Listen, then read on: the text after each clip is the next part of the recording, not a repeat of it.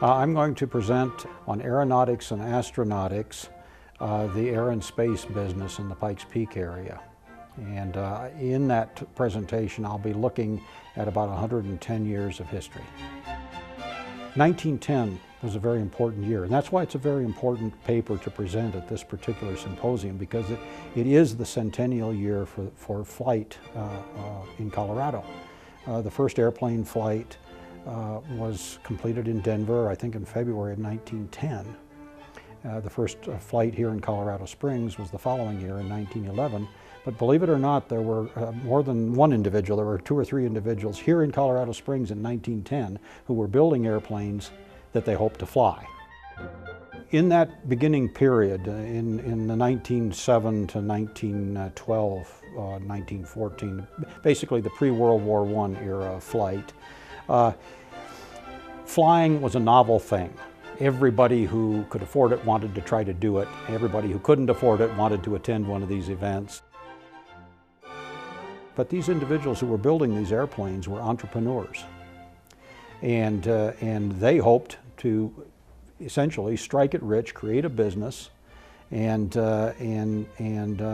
make a mint, if you will. So the inventors became the entrepreneurs. And that was an economic activity. It was also a social activity.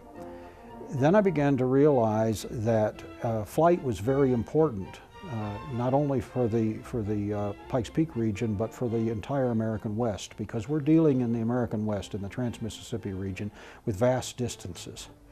And the airplane made it possible to connect those distances, to shrink those distances, to bring people closer together.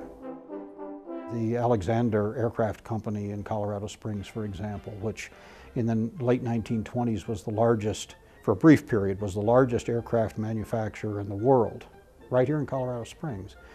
The Alexander brothers' notion was that they could shrink those distances and deliver their movie films to theaters throughout the American West more rapidly and with a big flare. Then you go on into the World War II era, and the Army Air Forces come on the scene, and we had a lot of air bases here in Colorado, and many of those, like Peterson Air Force Base here in Colorado Springs, Buckley Air Force Base in Denver, still exist.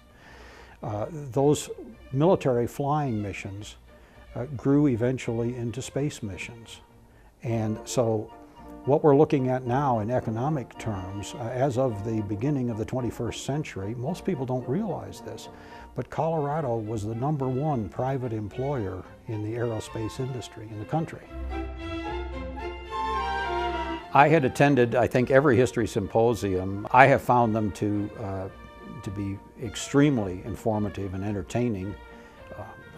I don't think I've missed a single one of them. And so I kept thinking, well, if there's a topic that comes up where I could present, I'd like to do that. We are gaining a tremendous number of new citizens every year, and these kinds of events draw them into understanding the kind of community that they're joining and some of the enduring legacy of it.